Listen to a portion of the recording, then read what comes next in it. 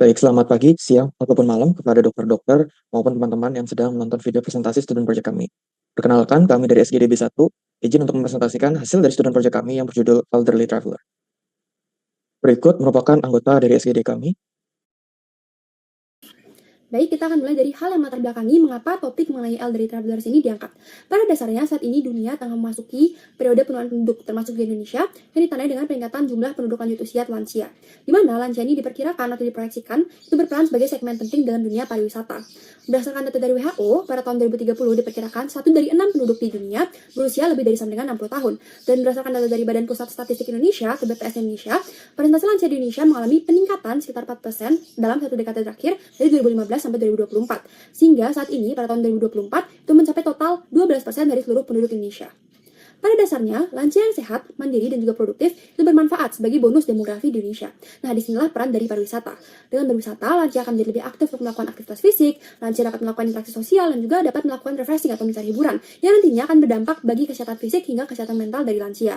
Namun, terdapat sejumlah tantangan yang harus dihadapi oleh lansia ketika berwisata, terutama dalam konteks kesehatan. Jadi yang pertama, lansia itu rentan terkena penyakit menular ketika berwisata. Hal ini dikarenakan adanya penurunan fungsi sistem organ dan juga beberapa lansia atau sebagian besar lansia itu memiliki riwayat penyakit kronik, sehingga sistem imunitasnya cenderung lebih rendah. Kemudian yang kedua, sebagian besar lansia itu memiliki keterbatasan dari mobilitas fisiknya.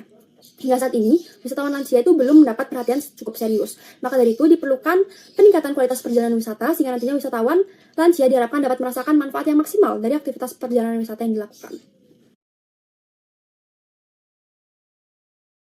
Baik, selanjutnya masuk ke bagian tujuan penulisan dan juga rumusan masalah. Jadi rumusan masalah dalam student project kali ini terdiri dari 4 rumusan masalah. Itu yang pertama, apa definisi dan karakteristik dari wisatawan lansia. Kemudian yang kedua, bagaimana penurunan fisiologis yang dialami oleh lansia pada sistem kardiovaskular, respirasi, gastrointestinal, imun, dan muskuloskeletal. Kemudian yang ketiga, apa penyakit yang umum dialami lansia ketika berwisata. Dan yang keempat, bagaimana langkah preventif yang dapat dilakukan lansia untuk menjaga kesehatan selama berwisata. Adapun tujuan penulisannya untuk menjawab keempat poin rumusan masalah, yaitu yang pertama, untuk mengetahui definisi dan karakteristik dari wisatawan lansia. Kemudian yang kedua, untuk mengetahui penurunan fisiologis yang dialami oleh lansia pada sistem kardiovaskular, respirasi, gastrointestinal, imun, dan muskuloskeletal. Kemudian yang ketiga, untuk mengetahui penyakit yang umum dialami lansia ketika berwisata. Dan yang terakhir, untuk mengetahui langkah preventif yang dapat dilakukan lansia demi menjaga kesehatan selama berwisata. Baik, selanjutnya kita akan masuk ke sebuah bab 2.1 mengenai definisi dan juga karakteristik dari wisatawan lansia.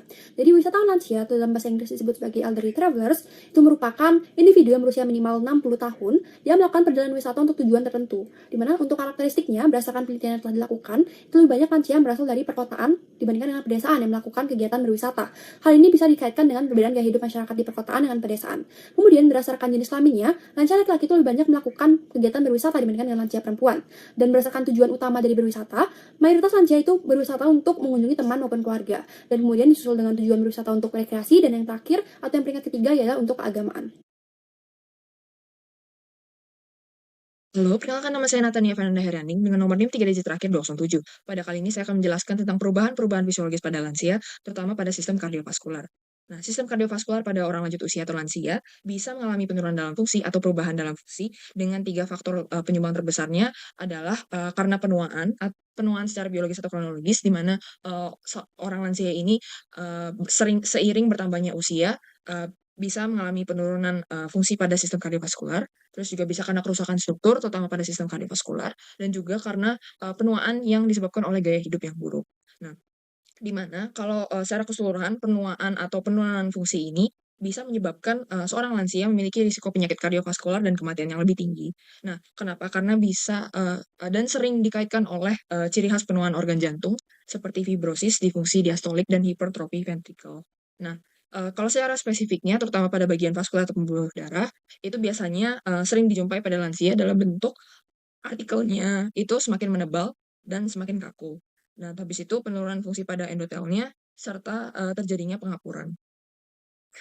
Nah, eee, pada penuaan juga kerusakan mikrovaskular itu bisa terjadi karena akibat ketidakfleksibelnya arteri yang kemudian dapat menyebabkan gangguan perfusi darah dan respons inflamasi lokal. Di mana kalau dalam jangka panjang kejadian ini bisa mengganggu fungsi organ dan meningkatkan resistensi pembuluh darah.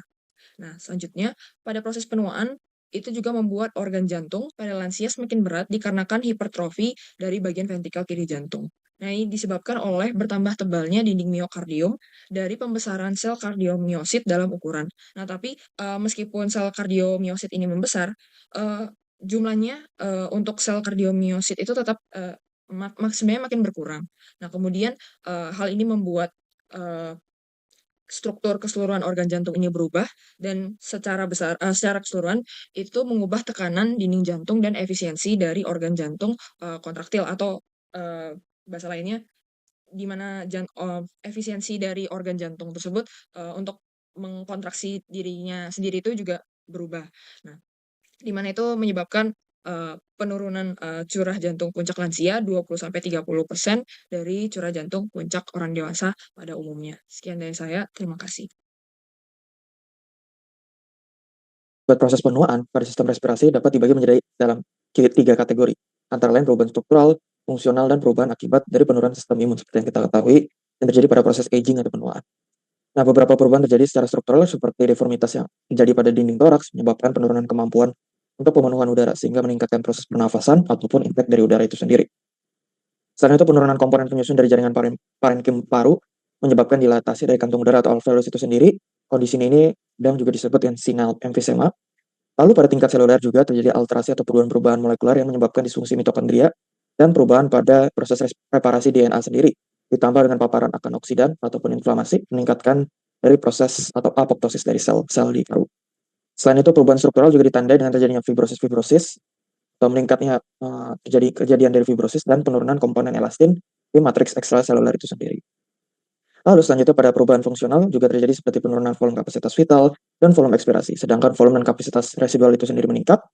Lalu terjadi juga perubahan pada pertukaran gas pada tingkat alveolar, di mana terjadi penurunan kadar oksigen arteri tanpa eliminasi dari karbon dioksida itu sendiri.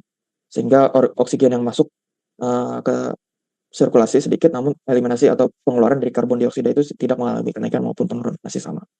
Lalu seperti yang kita ketahui juga, aging ditandai dengan penurunan sistem imun, menyebabkan kerentanan paru-paru terhadap infeksi-infeksi akibat dari inadekuat dari sistem imun di paru itu sendiri, baik dari sistem imun humoral maupun adaptif. Dan sekian dari saya, bisa dilanjutkan oleh teman saya. Baik, izinkan saya melanjutkan presentasinya. Sebelumnya perkenalkan, nama saya Kisah Wardana dengan 3 unit terakhir 182. Jadi di sini saya akan menjelaskan beberapa perubahan fisiologis yang terjadi pada sistem gastrointestinal lansia. Terdapat beberapa perubahan, pertama dari penurunan motilitas, terutama di kerongkongan, lambung, dan kolon, di mana ini menyebabkan waktu transit yang lama, sehingga menyebabkan konstipasi, disfagia, dan pengosongan lambung yang lama. Nah, kemudian terdapat masalah absorpsi, di mana terjadi degenerasi villi yang menyebabkan malnutrisi pada lansia, dan yang terakhir ada penurunan integritas mukosa dan perubahan mikrobiota usus yang menyebabkan lansia rentan semakin meningkat kerentanannya terhadap penyakit. Izinkan saya melanjutkan presentasinya. Di sini saya akan menjelaskan perubahan fisiologis yang terjadi pada sistem imun pada lansia. Nah, ada beberapa perubahan yang terjadi. Pertama dengan istilah immunosenescence, di mana ini terkait melemahnya sistem imun yang menyebabkan lansia makin rentan terhadap infeksi dan vaksin. Nah, kemudian ada involusi timus dan perubahan sumsum tulang yang menyebabkan lebih sedikitnya dibentuknya naive T cells, yang dimana ini merupakan respon dari tubuh untuk melawan patogen baru sehingga lansia akan lebih rentan. Kemudian ada istilah inflammaging, di mana ini merupakan peradangan kronis tingkat rendah akibat aging, di mana ini akan meningkatkan risiko penyakit kronis. Nah, kemudian yang terakhir ada berkurangnya aktivitas innate immunity yang menyebabkan tidak efektifnya innate immunity dalam memerangi patogen. Perkenalkan, saya Lohmadia Prajani Putri dengan 3 digit yang akhir 106. Selanjutnya, saya akan menjelaskan mengenai perubahan fisiologis yang terjadi pada sistem muskuloskeletal pada lansia. Adapun beberapa perubahan yang terjadi, itu yang pertama, dimulai dari penurunan kekuatan dan massa otot rangka, lalu yang kedua, itu perubahan sifat kontraksi otot dan juga gangguan kinerja motorik, yang ketiga, terdapat penurunan massa, kekuatan, dan juga kepadatan tulang, lalu yang keempat, itu penurunan fleksibilitas rentang gerak dan juga sendi, dan yang kelima, itu mulai hilangnya kapasitas jaringan lunak untuk pulih dari cedera. Adapun hal-hal tersebut dapat disebabkan oleh beberapa faktor. Seperti yang pertama, itu terdapat dorongan sistem saraf atau central drive-nya itu yang semakin berkurang, di mana hal ini akan menyebabkan aktivitas unit motorik yang lebih rendah dan juga daya kontraksi otot yang semakin menurun. Lalu yang kedua, itu terjadi degenerasi dari akson motorik, di mana hal tersebut itu menyebabkan berkurangnya jumlah serat otot pada lansia. Lalu yang ketiga, itu terjadinya penurunan hormon anabolik seperti estrogen, testosteron, growth hormone, dan juga hormon IGF-1, di mana hal tersebut menyebabkan terjadinya penurunan massa otot dan juga kepadatan tulang. Lalu yang terakhir itu terjadi penurunan efektivitas dari neurotransmitter seperti glutamat dan juga GABA yang menyebabkan terjadinya penurunan aktivitas motorik. Mungkin sekian dari saya, terima kasih. Selanjutnya yaitu penyakit-penyakit infeksi. Jumlah wisatawan setiap tahunnya terus meningkat selama dekade terakhir di seluruh dunia. Perjalanan daerah geografis, tropis, dan subtropis menyebabkan kemungkinan terpaparnya penyakit infeksi. Aktivitas dalam perjalanan dan mengonsumsi makanan dan minuman sembarangan dapat berisiko tinggi, terutama pada wisatawan lansia memerlukan perhatian khusus. Hal ini disebabkan penurunan sistem imun dan berbagai penyakit penyerta lainnya. Penyakit yang paling umum terkait perjalanan seperti malaria, terdapat 445.000 kematian pada tahun 2016 dan berisiko tinggi pada wisatawan non-endemik. Kemudian ada dengue, pada kasus ini terdapat 390 jiwa per tahun dan 83,5% pasien berusia 60 tahun ke atas. Kemudian ada cangas, terdapat 8 juta terinfeksi, 23,6% terdiri dari lansia dan dapat meningkatkan risiko komplikasi pada penyakit terkait usia. Sekian dari saya, terima kasih. Selanjutnya adalah langkah preventif. Yang pertama yaitu konsultasi sebelum bepergian. Nah, di mana sebelum bepergian, lansia perlu melakukan konsultasi dengan tenaga medis untuk memastikan bahwa kondisi fisik dan kesehatan mereka memadai untuk melakukan perjalanan. Nah, pemeriksaan medis seperti pelayanan kesehatan jantung, tekanan darah, dan gula darah sangat penting, terutama jika lansia memiliki kondisi medis tertentu seperti hipertensi, diabetes, ataupun penyakit jantung. Nah, selain itu, tenaga medis dapat memberikan saran terkait dengan obat-obatan yang perlu dibawa serta strategi untuk mencegah kelelahan ataupun kecelakaan selama perjalanan. Yang kedua yaitu vaksinasi sebelum berwisata. Nah, pada lansia, vaksinasi sebelum bepergian sangat penting bagi lansia untuk melindungi mereka dari penyakit yang dapat menular selama perjalanan tersebut. Nah, terutama ke daerah dengan risiko tinggi penyakit infeksi. Ya, di mana lansia ini cenderung memiliki sistem kekebalan tubuh yang lebih lemah, sehingga perlu memastikan bahwa mereka telah mendapatkan vaksin yang diperlukan, seperti vaksin flu, vaksin pneumonia, vaksin hepatitis A dan B, serta vaksinasi terkait penyakit tropis jika berpergian ke negara dengan risiko penyakit tertentu. Baik, saya izin melanjutkan. Sebelumnya perkenalkan, nama saya Putri Chandrawila Baba Prastia dengan 3 digit NIM terakhir 078. Jadi traveler's diarrhea pada lansia merupakan kondisi yang terjadi ketika orang tua melakukan perjalanan terutama ke negara-negara dengan sanitasi yang buruk. Penyebab traveler's diarrhea bisa disebabkan oleh infeksi bakteri dan parasit. Bakteri seperti E. coli, Salmonella, dan parasit seperti Giardia seringkali menjadi penyebab utama dari diare ini. Selain itu bisa dari infeksi virus seperti norovirus. Ada beberapa obat-obatan terutama antibiotik dapat mengganggu keseimbangan flora usus dan menyebabkan diare. Intoleransi makanan juga dapat menyebabkan diare saat bepergian. Gejala umum dari traveler's diarrhea dapat meliputi buang air besar lebih dari 3 kali sehari dengan konsistensi encer, mual atau muntah, kram perut, dan disertai dengan demam ringan. Penanganan utamanya adalah rehidrasi. Selanjutnya, apabila tidak membaik, bisa dengan pemberian obat anti diare yang dapat digunakan untuk mengurangi frekuensi buang air besar, tetapi harus digunakan dengan hati-hati pada lansia. Sekian dari saya, terima kasih. Beberapa langkah preventif yang dapat dilakukan untuk mencegah traveler's diarrhea pada lansia. Yang pertama itu adalah kebersihan tangan. Cuci tangan dengan sabun dan juga air mengalir, terutama sebelum makan dan juga setelah menggunakan toilet. Apabila tidak terdapat air mengalir dan juga sabun, dapat menggunakan hand sanitizer terlebih dahulu. Yang kedua, ada pemilihan air dan juga makanan. Hindari minum air keran atau air yang mentah, dan utamakan air kemasan atau air yang telah direbus. Hindari minum air keran, terutama di daerah dengan sanitasi yang buruk. Hindari makan makanan mentah dengan memastikan semua makanan telah dimasak dengan baik, terutama daging dan juga seafood. Hindari juga sayuran dan juga buah-buahan yang tidak dikupas kulitnya. Yang ketiga, profilaksis obat. Pilihan profilaksis obat yang pertama dengan bismut subsacilat merupakan profilaksis obat non-antibiotik yang menjadi pilihan dan juga banyak dijual secara bebas. Obat ini memiliki fungsi sebagai antimikroba ringan, antisekresi, dan juga antiinflamasi. Pilihan kedua yaitu dengan rifaximin. Merupakan pilihan kemoprofilaksis yang umum digunakan karena penyerapannya baik dan juga efek sampingnya yang minimal. Cocok bagi lansia yang takut akan efek samping obat. Tetapi profilaksis antibiotik ini hanya dapat diberikan dengan dalam jangka yang pendek. Apabila melakukan perjalanan wisata yang panjang, sebaiknya dihindari. Perkenalkan, saya Nyoman Vera Geosasmi dengan 3 digit NIM terakhir 054. Saya akan menjelaskan terkait dengan High Altitude Illness atau HAI pada lansia. HAI ini merupakan sekumpulan gejala yang melibatkan organ paru-paru dan juga otak yang terjadi pada orang yang baru pertama kali ke daerah dataran tinggi. Nah, hipoksia ini merupakan faktor utama yang memicu penyakit akut akibat ketinggian ini. HAI itu dibedakan menjadi 3, yaitu ada Acute Mountain Sickness atau AMS yang ditandai dengan gejala pada gastrointestinal. Selanjutnya ada High Altitude Cerebral Edema atau HC atau HACE yang ditandai dengan adanya perubahan status mental dan atau ataksia. Dan yang terakhir ada High Altitude Pulmonary Edema atau HAPE yang ditandai dengan adanya ronki, wheezing, dyspnea atau gangguan pada paru-paru lainnya, yang dimana perbedaan antara ketiganya dapat dilihat pada slide berikut ini.